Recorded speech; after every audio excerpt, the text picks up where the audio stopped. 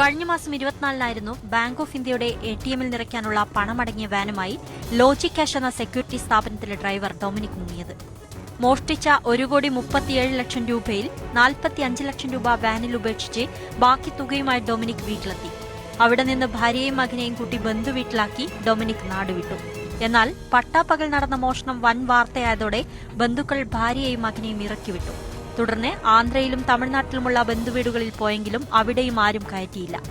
തുടർന്നായിരുന്നു ഡൊമിനിക് എത്തി ഭാര്യയെയും മകനെയും കൂട്ടി കേരളത്തിലേക്ക് പോയത്.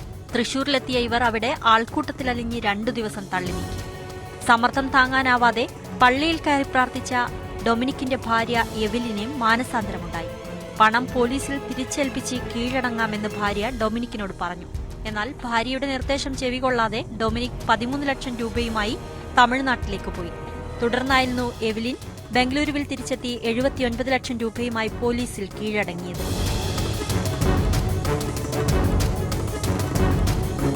എവലിനും ഡൊമിനിക്കും ചെന്നൈ റെയിൽവേ സ്റ്റേഷനിൽ പണമടങ്ങിയ ബാഗുമായി നടന്നു നീങ്ങുന്ന CCTV ദൃശ്യങ്ങൾ പോലീസിന് ലഭിച്ചിരുന്നു. ഇതിന്റെ അടിസ്ഥാനത്തിൽ ചോദ്യം ചെയ്തപ്പോൾ ഡൊമിനിക് കോയമ്പത്തൂരുണ്ടെന്ന വിവരം എവലിനിൽ നിന്ന് ലഭിച്ചു. ഇതേ തുടർന്നായിരുന്നു ഡൊമിനിക്കിന്റെ അറസ്റ്റ്. കാണാതായ 13 ലക്ഷം രൂപ ഡൊമിനിക്കിൽ നിന്ന് കണ്ടെടുക്കാനായിട്ടില്ല. പണം കൊണ്ട് കടങ്ങൾ വീട്ടിയെന്നാണ് ഇയാൾ പോലീസിനോട് പറഞ്ഞിരിക്കുന്നത്.